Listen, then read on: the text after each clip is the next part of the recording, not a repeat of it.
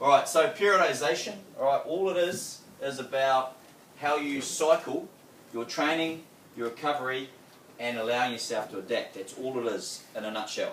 Alright?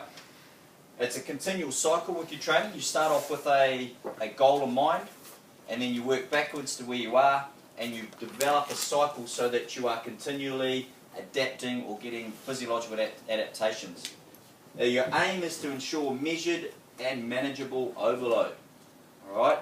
What I mean by that is measured is obviously you're going to put in loading parameters or the volume of work you're doing so that you can get manageable overload. You're stressing your system, your body's systems to adapt and get stronger.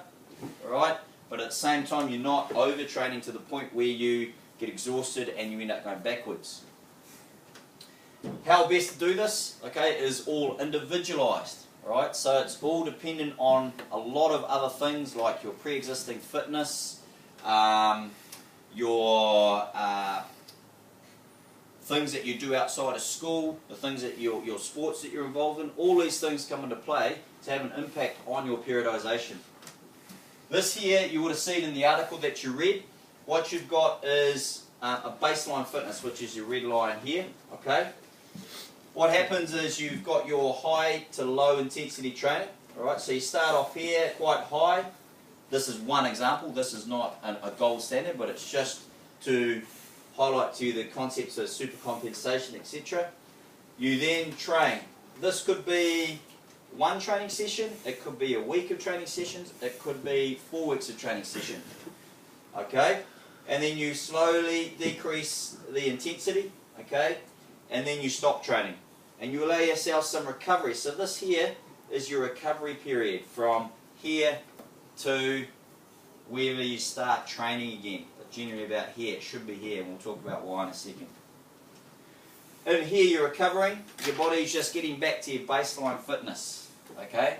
So that could be, depending on the actual session or the thing you're training for, it could be a day, okay? It could be 2 days, it could be up to a week. Alright?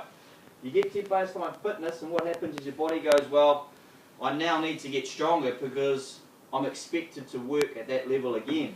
So what it does is it goes into what we call supercompensation. That's when your body's making all those good adaptations to make it stronger. Alright? And this is the area in here that we're looking at.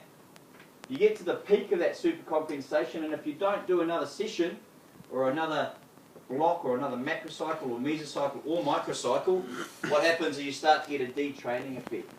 Right? You start dropping back down towards your baseline fitness. Ideally, if you've got a good periodisation in place, you will start training here, and that then will become your new baseline, and then you'll improve your fitness.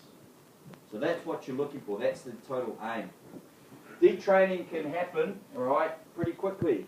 So what I mean by that is it can take only 1 day to 1% of your aerobic fitness.